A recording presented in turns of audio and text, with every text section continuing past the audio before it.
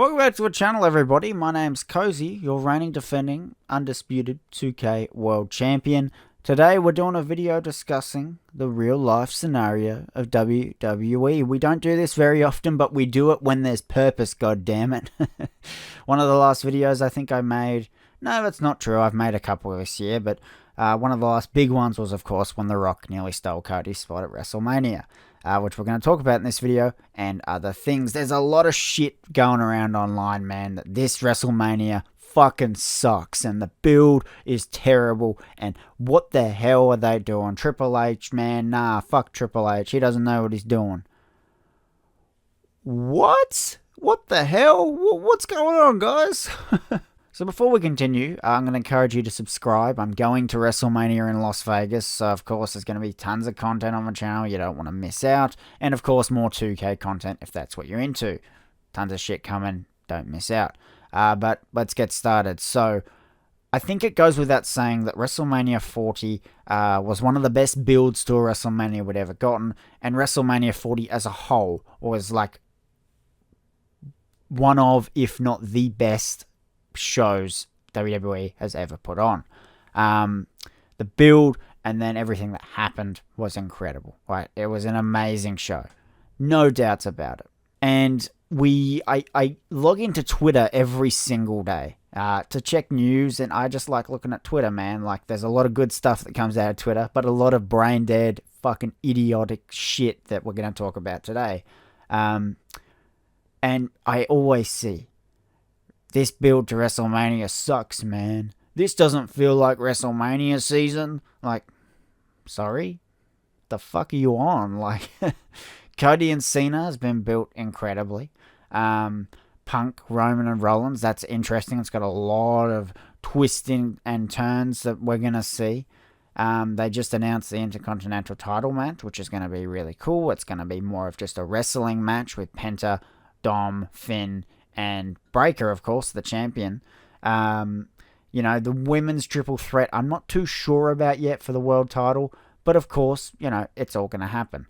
And it's all going to building stuff. I mean, I know we're like a week and a half away now, but it's still building.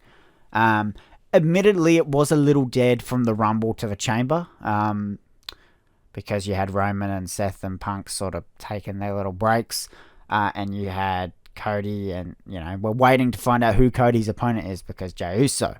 We'll get on to Jey Uso and him winning the Rumble in a minute. But nonetheless, I think it's been really good, and it's definitely picked up a lot of steam in the last month. You know, last year, though, we had the uncertainty, I think, was the biggest part of it, with Cody, Rock, and Roman, and it was very exciting because, you know, most of fans wanted to see Cody and Roman, and it seemed like we were going to get that taken away from us. And then we had all these twists and turns with, oh, The Rock's wrestling, oh, it's a tag match, oh, Bloodline rules, holy shit, that could mean everyone's coming back, the Cody Avengers. Like, there was so much, and I'm not gonna feed you bullshit right now. Last year's WrestleMania build at this point in time is better and clears this year's build. Absolutely not going to try and say that you're wrong.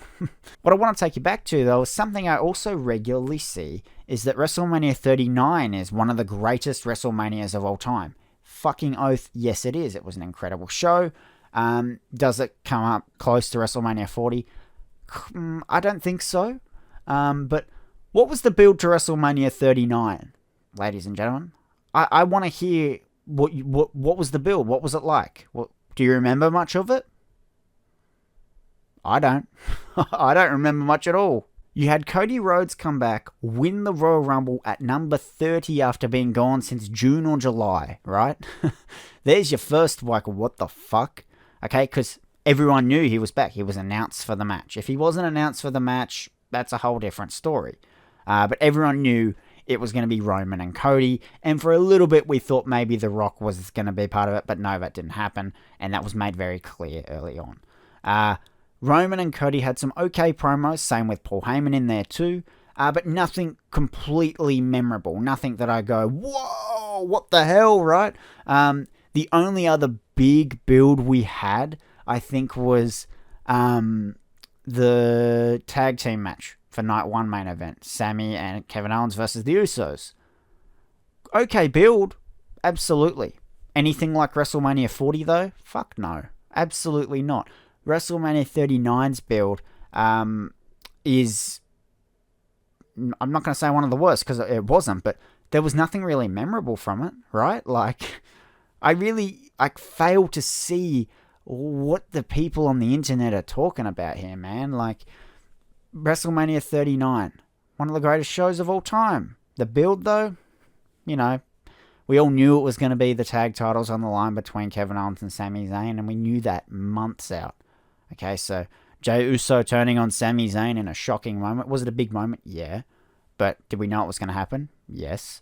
Kevin Owens and Sami Zayn reuniting. Did we know it was going to happen? Yes. Was it emotional and a big moment? Yes. But there was nothing mind-boggling and twisting and turning like we got with WrestleMania 40. I think with this year's build, people were hoping for something like 40, and I don't think you're going to get quite to that level. But again, let's just take you back to the year before 40.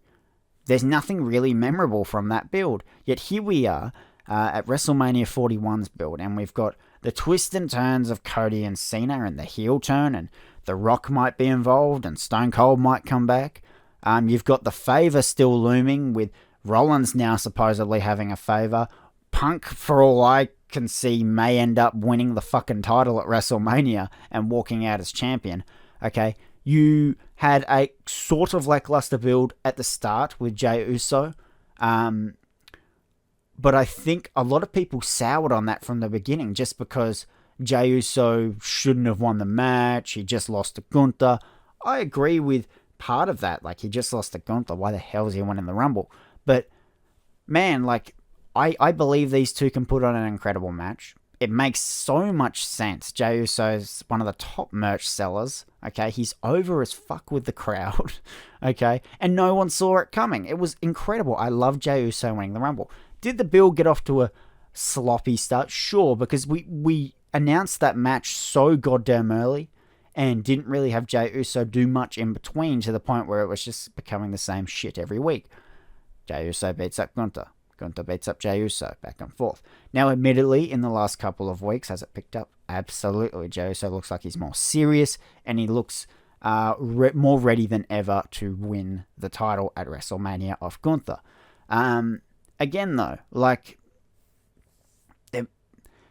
we're talking about one match that maybe had a bit of a sloppy build at the start, but look at it now. And again, I think it was always going to go this way. I don't think this is a reaction from Triple H from seeing people who are irrelevant and don't, like, their opinion literally is fucking bullshit online. I don't think he's gone, oh shit, people aren't liking it, let me swerve here. I think this was his plan all along. Because again, Jey Uso's over as fuck. He's still selling more merchandise. He's still really hot with the crowd. I don't think, really anyone's opinion mattered to Triple H. And my opinion certainly doesn't matter either. But I'm just here to say, I don't see a problem with this build. I think just literally all it comes down to is that WrestleMania 39, one of the greatest WrestleManias of all time, forgettable build. This year, forgettable build? I don't think so. I don't think you can say that at all. There's been twists and turns. Cena turned heel. Cody dropped an F-bomb on live TV. Okay, Cody and Cena had a really incredible promo last episode on Raw. Punk, Roman, and Rollins with this crazy sort of twisty-turny favor bullshit, Jey and Gunther now really getting into it, and Jey looking fucking determined. The women's world title match, interesting for sure. Like, is Io Sky going to walk out as champion? A little bit weird having her come in, seeming like an underdog while she's the champion, and beat Rhea Ripley, That's kind of interesting. Charlotte and Tiffany, I mean, that had a bit of a crash landing on SmackDown, but of course, I think they're going to put on a great match, and it should be a big moment for Tiffany Stratton to get that win. Should. Now, of course, LA Knight versus Fatu is a little weird, but I'm guessing we'll sort of see the crumbling of the bloodline with that. That's been building. Kind of forgettable, but that's been building. This is all about building Jacob Fatu into a megastar, okay? Now, whether he walks away with the US title or not, you'll have to stay tuned to my predictions video to see what I think about that. The Intercontinental title match, I think the real story for that right now is to do with the Judgment Day and Finn and Dom gonna play even or not. And Penta being a big new asset to WWE, will he win his first title? There's a lot going on there. And I think that match, that Fatal 4-Way, is going to be a real wrestling match. But let's look outside of the box for last year. What did we have that was huge outside of the bloodline and that sort of stuff? We've already seen it all. We've heard it all. It was awesome. Seth and Drew, okay build, especially with Punk on commentary and Priest looming with the cash-in was great. Other than that, Gunther and Sammy, good build, sure. Did anyone really want it at the time? No, they did not. LA Knight versus AJ Styles was a bit of a Logan Paul versus Kevin Owens versus Randy Orton, again, forgettable. Logan Paul just walked out with the US title. Both, all of those men in the match didn't really need a US title match, but here we are. Bayley and Io Sky, forgettable, let's be honest. I mean, just gonna be honest here. Don't flame me, but Becky and Rhea, again, forgettable build, great match. Rhea Ripley, cemented herself as really a top star in the game. But what I'm making out here is that we were so spoilt with last year's main event situation to the point where people have now forgotten that you don't need shit like that all the time, okay? And we simply can't have shit like that all the time because that in itself was unprecedented. It wasn't supposed to go down like that, and it did. Again, all I'm going to say is WrestleMania 39's build wasn't anything special, yet look at how that show turned out, which Triple H mainly had control over. Not all control, we know that, but he mainly had control over that show. And we look here at WrestleMania 41, Las Vegas, 2025, and I can certainly say that the build to this show has been much better than WrestleMania 39. So to the people who have quite literally said 39 was incredible and oh my god, take us back to this, and then also said 41's build has been dog shit and it doesn't feel like WrestleMania season, you're a fucking idiot. And get off the internet, man, because you probably don't like Jey Uso either, and it's crazy. And I know that this corner of the internet doesn't matter, but I just wanted to come on and talk about this because I love wrestling, and I just want to look at news on Twitter, man. I don't know why my feed gets flooded with this bullshit, but anyway, I'm going to close off this video there. I'm not mad. I'm going to Vegas, man. I'm going to enjoy WrestleMania so much, and I think the build has been awesome. You're all stupid if you think otherwise. Thank you all for watching. 2K Champ, signing out.